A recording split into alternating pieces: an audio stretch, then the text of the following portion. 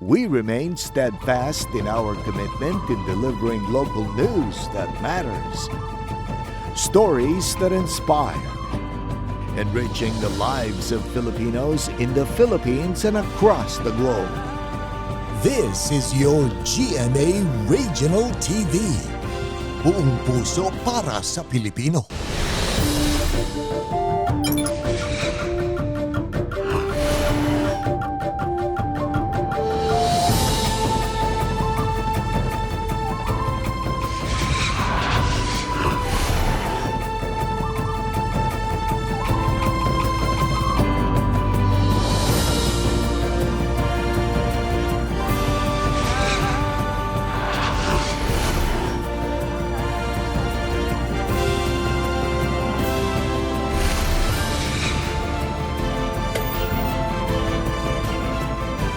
Ito ang GMA Regional TV, Balitang Southern Tagalog. Magandang hapon mga kapuso. Narito na ang Balitang Southern Tagalog. Hatid namin ang mga pinakamalaki at pinakahuling balita sa Timog Katagalugan. Live mula rito sa GMA Batangas Station, ako po si Ace Medrano. Ako naman po si Ivy Saunar Gasang. Preliminary investigation sa Batangas City Prosecutor's Office kaugnay sa pananakit sa isang kasambahay nagsimula na. Saksi sa umunoy pagmamaltrato sa kasambahay handang tumestigo laban sa mga dating amo. Para sa detalye, makakasama natin live si Paul Hernandez. Paul? Ivy, nasa preliminary investigation kanina, yung isa sa nakatrabaho ni Nanay LV, ikinuwento rin niya sa media na maging siya'y nakatikim din ng umano'y pang mamalupit ng mag-asawang Ruiz. Bit-bit ang placard ng suporta. Sama-sama ang pamilya, kamag-anak at kaibigan ng kasambahay na si LV Vergara sa Batangas City Prosecutor's Office para sa preliminary investigation ng kasong may kaugnayan sa pagmamaltrato umano ng mga amo niya sa kanya sa Mamburao, Occidental, Mindoro. Doon po sa mag-asawang gumawa sa TLB, talaga pong deserve niyong pagbayaran kung ano man ang ipapatong na hatol sa inyo, parusa. Wala si Nanay LV pero kasama ng abogado niyang isang saksi na nakakakita ng pangmamalupit ang mag-asawang Franz at Jerry Ruiz kay LV. Dati raw siyang delivery boy ng mag-asawa. Kaya si LV, hindi ba suka ng dugo yun? Si LV. Ang sabi ni LV, ay wala na, bugbog ako, tulungan mo na ako. Ay sabi ko, LV, hindi ko makatulong lang kasi mag-away kami. Ni Fran. Kwento pa niya, naranasan din niyang makatanggap ng masasakit na salita mula sa mag-asawa. Natatakot daw siya sa pagbabanta sa kanya. Umalis ko na may balak sila, papatayin ako eh. Hindi, tumakas ako. Aba, alangan mamatay ako. Pasokan namin, hanap buhay lang kami para makakain. Hindi na nagbigay ng pahayag ang abogado ni Nanay LV pero ayon sa Philippine Legal Justice Center, pinasabpina na ang mag-asawa. Pero natapos ang preliminary investigation sa piskalya, walang mag-asawang Ruiz na sumipot. Tinatawagan at nagpadala ng mensahe ang GMA Regional TV Balitang Southern Tagalog sa mga ito pero wala silang tugon. Pero nag-request na raw ang mga ito ng motion for extension na kinatigan ng piskalya ng 10 araw. Dahil humingi po sila ng extension, no, magfa-file po sila. They are also expected to file their counter affidavit. Dahil nagkulang pa po yata sila ng oras, kaka-hire lang po yata nila ng abogado, tsaka pa lang po sila makapag-file ng counter affidavit. Kung makakapag-apila na raw ang kabilang kampo ng counter affidavit, saka pa lamang din maihahain ang sworn statement ng mga testigo. Ivy, alam mo, ikinatutuwa na rin ng kaibigan at mga kaanak nitong si Nanay LV yung development sa kasong ito. No? Samantala, sa September 3 ay inaasahan na isasagawa yung sunod na preliminary investigation. Ivy. Maraming salamat, Paul Hernandez. 39 degrees Celsius na heat index na itala ng Pag-asa sa Batangas City. Samantala, pag-ulan sa ilang lugar sa Batangas, asahan pa rin bunsod ng habagat ayon sa Pag-asa. Naritong report ni Denise Abante. Mainit na panahon ang naranasan sa Barangay Poblacion Padre Garcia, Batangas ngayong araw. Kaya naman ang 53 anyos na si Liza na na-stroke noong nakaraang Hunyo, limitado na ang galaw para maiwasan na maulit ang pangyayari. Makatigil, nainom ng tubig lagi, pinagbawalan na po ako ng doktor, nadala na ako, baka ako pagka naglaba pa, ay baka mamatay na. Ayon sa Pag-asa, ang pinakamainit na heat index sa Batangas na 39 degrees Celsius ay naitala ng ahensya sa Barangay Ambulong, Tanawan City. Pero sa kabila ng mainit na panahon, aasahan pa rin daw ang pag-ulan, lalo at may binabantayan ng ahensya na low pressure area. 570 kilometers east of Apari, Cagayan. Hindi po natin inaalis ang tsansa na ito'y maging bagyo sa mga susunod na araw. Pinag-iingat naman ng Health Authority ang publiko sa mga posibleng sakit na maaring idulot ng pabago-bagong panahon. Mga respiratory tract infections, usong-uso ang sipon, lagnat, ubo, na karaniwan na nangyayari sa mga bata. Kasi nanghina yung immune system nila, kaya hindi nakakapag-adjust agad ang katawan nila. So, nangyayari, nagkakasakit. Ito ang ginagawa ng 26 anyos na si Lilith tuwing lalabas ng bahay, lalo't kung minsan ay kasama niya ang 4 na taong gulang na anak. Kaya po ito po madalas ko pong lagyan ng langis para maiwasan pong malamigan. Opo, vitamins. Saka po kumakain po ng mga prutas, gulay. Payo ng mga otoridad, bukod sa pagiging alerto sa lagay ng panahon, palagi rin magbaon ng tubig para maiwasan ang dehydration. Kasama si J. Arman Hares, Denise Abante, Balitang Southern Tagalog. Pura Luca Vega ay dineklara na ring persona non grata sa Batangas City. Ilang residente pabor sa desisyon ng sangguniang panlungsod. Ang detalye sa report ni Andrew Bernardo. Ito ang drag performance ni Amadeus Fernando Pagente o mas kilala bilang Pura Luca Vega noong nakaraang buwan. Nakasuot ito ng costume na kawangis ng Poong Nazareno habang inaawit pa ang tila remix version ng panalangin Ama Namin. Rinig din na sinasabayan pa ito ng mga audience. Sa post ni Pura Luca Vega sa kanyang Twitter account, nilagyan niya pa ito ng caption na "Thank you for coming to church." Umani ito ng samot-saring reaksyon mula sa publiko, lalo na sa simbahang Katolika. Ayon sa Catholic Bishop Conference of the Philippines o CBCP, malinaw na isa itong pambabastos o kalapastanganan sa simbahan. Sa kanyang mga posts, sinabi ng artist na hindi siya dapat husgahan ng publiko dahil hindi umano siya kilala ng mga ito.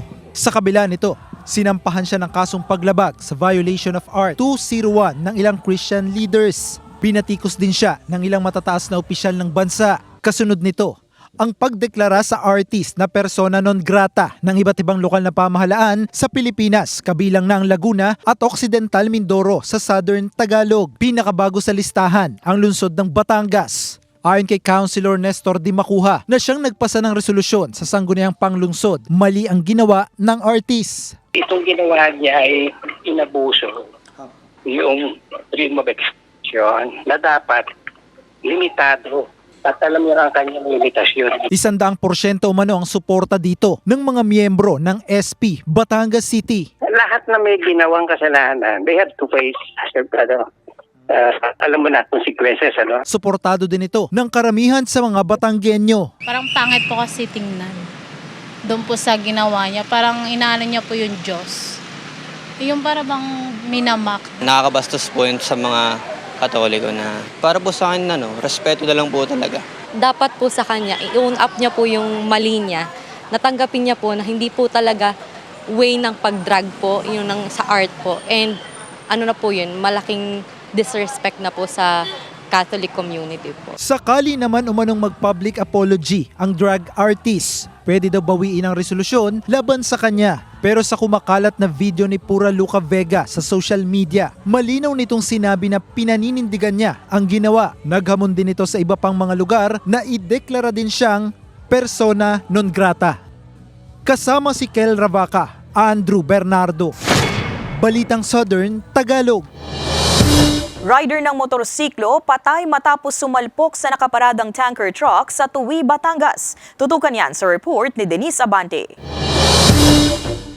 Nakabulagta sa hulihang bahagi ng tanker truck na ito ang 31 anyos na kinilalang si Louie Macapos, residente ng Nasugbu, Batangas, matapos umanong bumangga ang minamanehong motorsiklo sa likod ng nakaparadang tanker truck sa gilid ng kalsadang sakop ng Barangay Sabang, Tuwi, Batangas. Ayon sa pulisya, papasok sana sa trabaho sa Cavite City ang rider pasado alas 10 ng gabi nang mangyari ang insidente. Kami po siya sa blind curve. Ngayon po, nabulaga po siya sa isa pong truck na nakaparada po sa may right side. Sinikap po niya pong umiwas pero unfortunately sumalpok pa rin po siya sa kaliwang bahagi po ng truck. Mabilis po mamantakbo kasi kung mabagal po ito hindi po siya masasalpok doon po sa truck. Naisugod pa sa ospital ang biktima ngunit idineklarang dead on arrival ng doktor. Nagkaroon na rin daw ng pag-uusap ang pamilya ng rider at driver ng tanker truck tungkol sa mga gastusin ng pagpapalibing sa biktima. Naiuwi na ang mga labi ni Makapus habang sinisikap pa ng GMA Regional TV Balitang Southern Tagalog na makipag-ugnayan sa pamilya nito at sa driver ng tanker truck para sa kanilang pahayag. Paalala naman ng pulisya, Lagi po tayo maging alerto pag po tayo nagmamaneho. Wag po nating bilisan ang pagpapatakbo po sa National Highway. Ganon din po sa atin po mga truck drivers na wag po tayong pumarada ng matagal lalo na po sa tabi ng highway kasi nagkokos din po ito ng aksidente. Denise Abante, Balitang Southern Tagalog. Pinulong ni Deputy Chief PNP for Administration Rodel Simonia ang nasa 200 kapulisan ng Region 4A, 4B at 5 sa Regional Office ng PNP Calabarzon sa Camp Vicente Lim sa Calambas City, Laguna. Ito'y para bigyang diin ang kahalagahan ng responsable at profesional na serbisyo ng kapulisan sa publiko, ganun din ang pagtugon sa mga kasong administratibo at kriminal. Ang aktibidad ay may temang Internal Disciplinary Mechanism, Command Responsibility at Police Operational Procedures, kung saan tampok din ang paglagda ng partnership agreement sa pagitan ng PNP, National Governors, Regional and Provincial Advocacy Groups at Force Multipliers para bigyan sila ng kapangyarihang bantayan at iulat ang anumang pang-aabuso ng nasa hanay ng pulisya. Hiniling din ng PNP ang tulong ng media. Sa huli, muling binigyang diin ng PNP ang kampanya laban sa ilegal na droga sa pamamagitan ng pagtukoy ng ruta ng droga, grupo at personalidad na sangkot dito.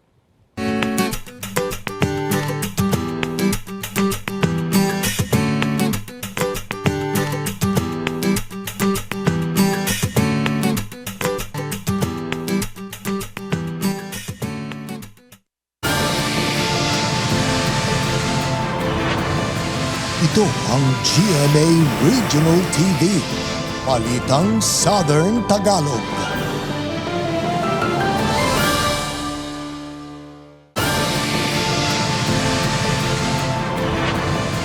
Ito ang GMA Regional TV, Balitang Southern Tagalog.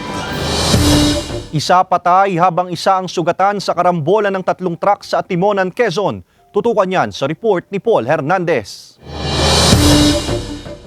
Tumagilid at nadurog ang unahan ng puting trailer truck na ito sa highway, bahagi ng Malinaw, Ilaya at Timonan, Quezon. Ang driver niya na si Julie Bose, dead on the spot habang sugatan ng pahinante niyang tumalon sa bintana ng truck. Sa investigasyon, nawala ng preno ang trailer. Bumangga muna raw ito sa isang wing van truck na nooy nakaparada sa gilid ng highway bago sumalpok sa paparating na isa ring truck. Sinabi po ni Sir Julie kay Sir Randy de la Cruz Macasinag at helper niya na tumalon sa truck para malagyan ng kalang. Unfortunately po, hindi na po naging successful yung pagkakalang or habang hinahabol po ni Sir Randy de la Cruz yung kanyang tractor trailer truck, bumangga na po ito. Sira ang mga sasakyang sangkot sa aksidente. Sabi ng Atimonan Police, kargado ng mga bakal ang minamanehong trailer ng nasawing si Julie na papunta sa ng Bicol. Naipit daw ang katawan ni Julie sa karambola. Bago talaga bumiyahe, lalo at yung mga daanan ay medyo hindi natin kabisado, i-check po natin yung ating basic yung sinasabing global gas. Lalong-lalo na yung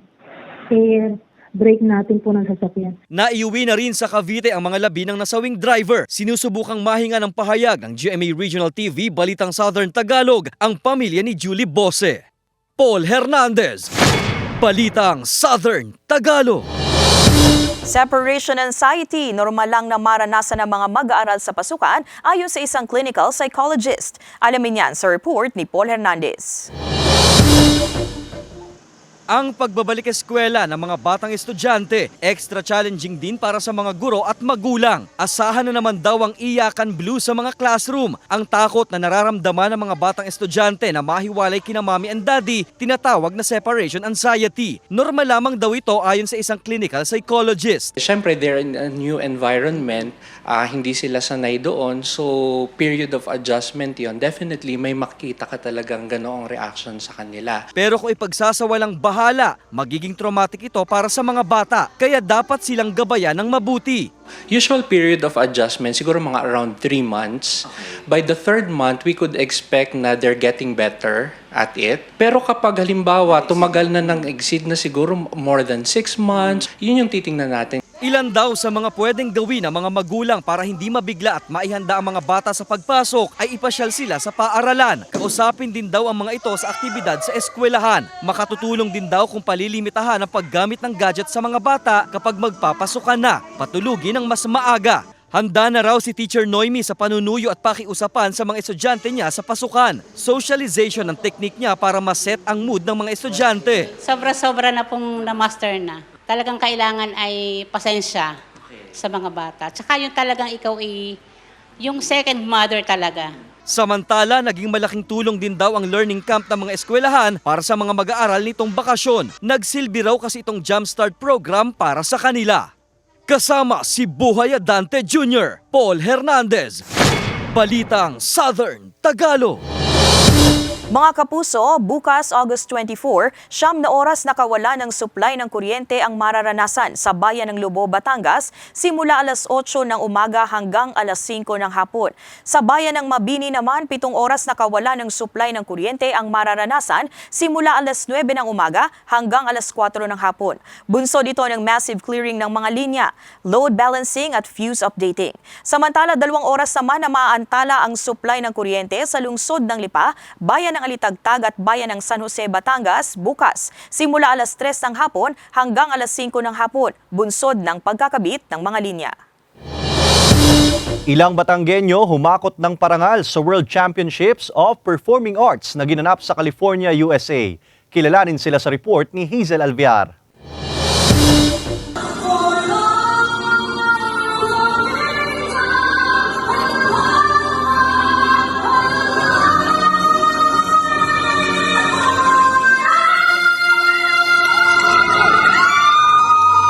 Ang performance na yan ang nagpanalo bilang Champion of the World Division winner sa 21 anyos na tubong mataas na kahoy na si Bianca Di Maculangan sa Gospel category ng World Championship of the Performing Arts 2023 na ginanap sa California. Tinalo niya ang mahigit 40 mga contestant mula sa iba't ibang bansa. Bukod sa plaque, nakapag-uwi rin siya ng gold medal. Iba't ibang vocal category raw ang sinalihan ni Bianca sa kompetisyon kaya labis raw ang kanyang kasiyahan nang manalo siya sa gospel category. Isa raw talaga ito sa kanyang mga pangarap kahit noong bata pa siya. So I've known W. Copa when I was 16 years old. Pero hindi ako nakakapag-pursue kasi kailangan ko ng sponsors, kailangan ko ng funds. Sobrang laki talaga ang kailangan na funds. Kwento ni Bianca, nakatulong pa raw ang pagkahilig niya sa pagkanta para malabanan ang kanyang speech difficulty. I was born tongue-tied.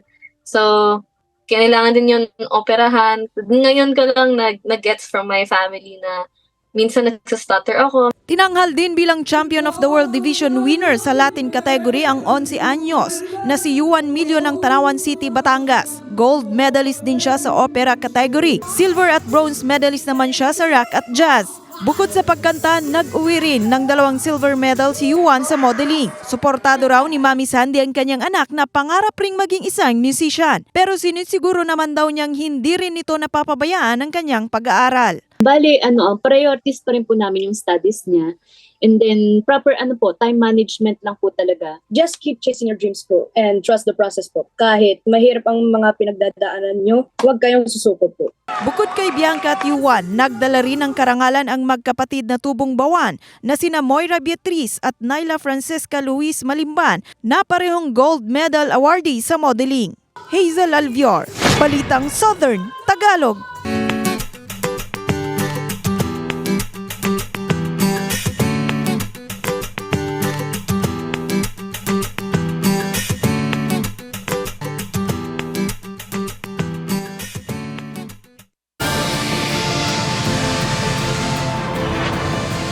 Ito ang GMA Regional TV, Balitang Southern Tagalog.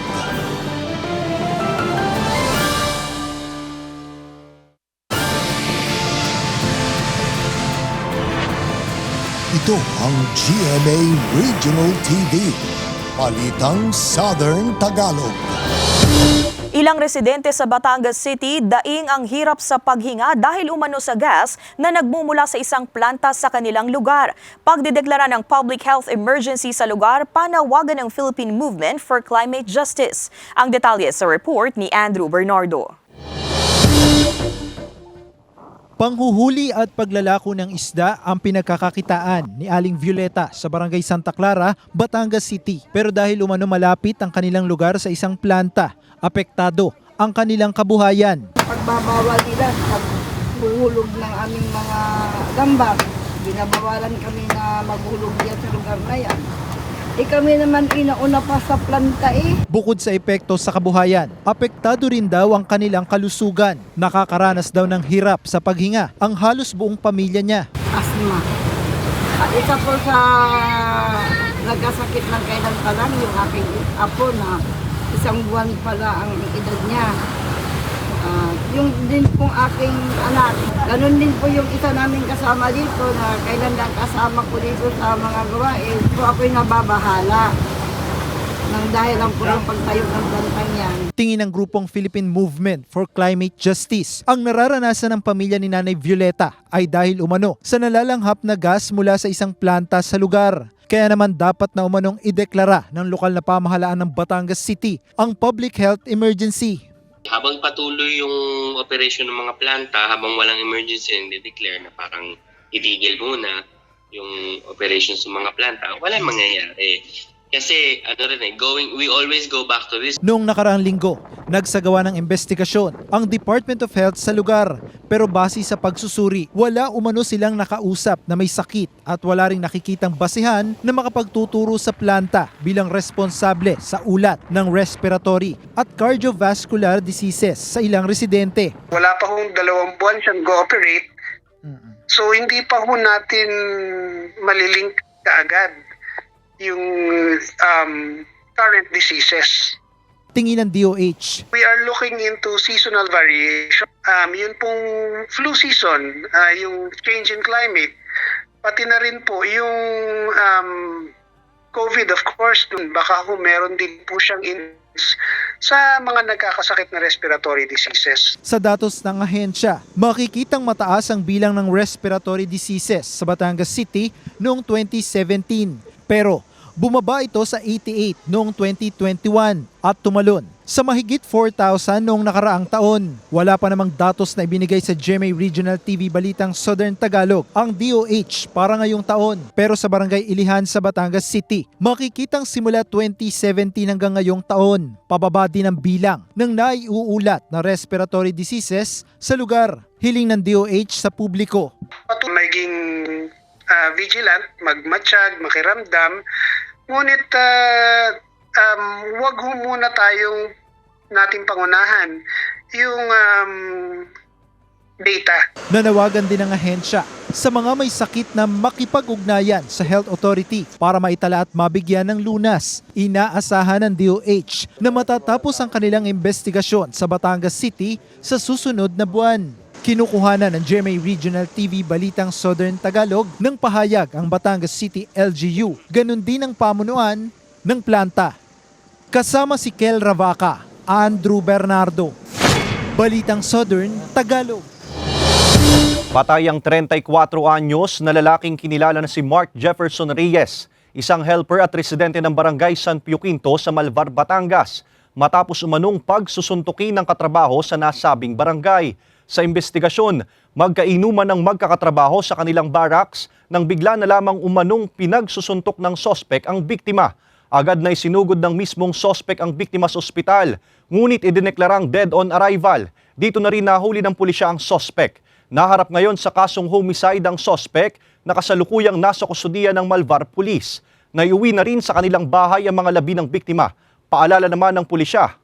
Para maiwasan po natin ang mga ganyang insidente, ay iwasan po natin yung makipag-inuman, malasing. Kung tayo po ay mag-iinom, baka po pwedeng sa sarili na lamang nating bahay. Hindi yung dumadayo pa tayo ng ibang lugar para makipag-inuman tapos magkakaroon ng kaguluhan. Isang Philippine brown rat snake natagpuan sa isang kotse sa Tayabas City, Quezon. Narito ang report ni Paul Hernandez.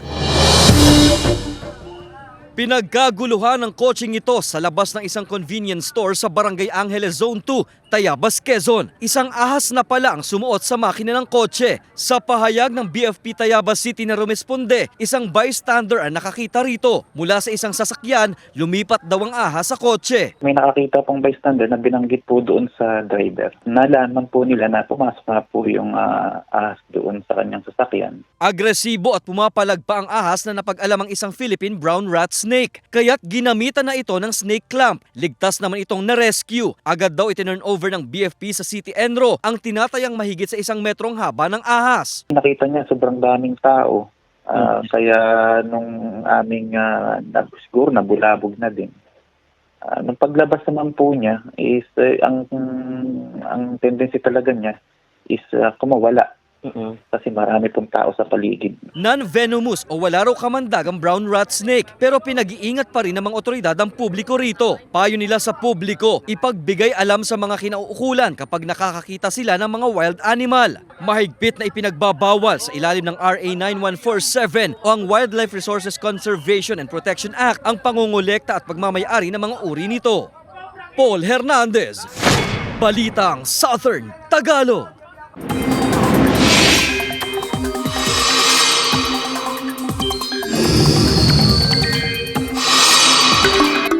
Mga kapuso, 2 sama ng panahon ang minomonitor ng Pag-asa sa loob at labas ng Philippine Area of Responsibility. Ang una ay ang bagyo sa labas ng PAR na huling namataan, 3,170 kilometers silangan ng Northern Luzon. Ayon sa Pag-asa, mababa naman ang tsansa nitong tumbukin ang ating bansa. Ang isa pang tinututukan ngayon ay ang low pressure area na nasa loob naman ng PAR. Sa latest data, nakita ito sa layong 570 kilometers silangan ng Apari, Cagayan. Sabi ng Pag-asa, hindi inaalis ang tsansa nitong mabuo bilang bagyo at patuloy na imo-monitor sa mga susunod na araw. Sa ngayon, apektado na ng trough ng LPA ang ilang bahagi ng Luzon. Tuloy-tuloy rin ang pag-iral ng habagat sa malaking bahagi ng bansa. Base sa datos ng Metra Weather, may mga pag-ulan sa Mindoro Provinces, Palawan at Calabarzon. Posible ang malalakas na ulan sa Occidental Mindoro at Quezon, kaya maging handa sa banta ng baha o pagguho ng lupa. Mataas din ang tsansa ng ulan sa natitirang bahagi ng bansa, kasama ang Visayas at Mindanao. Improvised lines ni David Licauco at Barbie Forteza abangan sa maging sino ka man. Samantala, Ruru Madrid sumasailalim sa physiotherapy matapos magtamo ng injury sa Black Rider. Narito ang report ni Hazel Alviar. Nagsimula ng mag-taping ang upcoming series na Maging Sino Ka Man ni David Licauco at Barbie Forteza. Ayon kay David, binigyan daw sila ng kalayaan kung paano nila bibigyang buhay ang kanilang karakter, kaya dapat daw abangan ang ilang improvised lines nila ni Barbie. Bukod rito, dapat rin daw abangan ang mga maaksyong eksena sa serye dahil si David mismo ang gumagawa ng stunts at walang kadobol.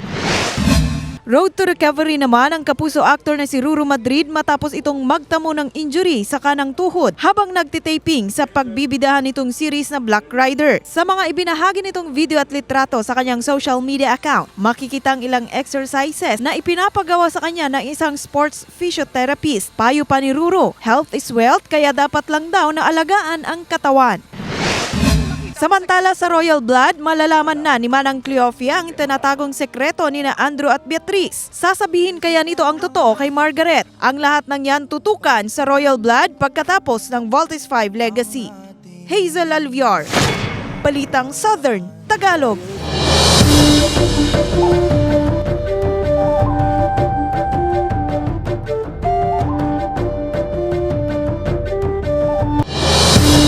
Samantala, mapapanood niyo po ang episode na ito at iba pa ang pinakahuling lokal na balita sa official website ng GMA Regional TV, www.gmaregionaltv.com. Pwede rin kayong bumisita sa aming official YouTube channel, GMA Regional TV, at i-click ang subscribe button para sa pinakamaiinit na balita mula sa rehiyon. Dahil sa GMA Regional TV, local news matters. At yan ang mga pinakamalaki at pinakahuling balita sa Timog Katagalugan. Maraming salamat sa pagsama sa amin, pati na mga kapuso sa ibang bansa na tumutok sa mga balita sa rehiyon. Kami ang GMA Regional TV, Balitang Southern Tagalog. Buong pwersa para sa mas malaking misyon at mas malawak na paglilingkod sa bayan.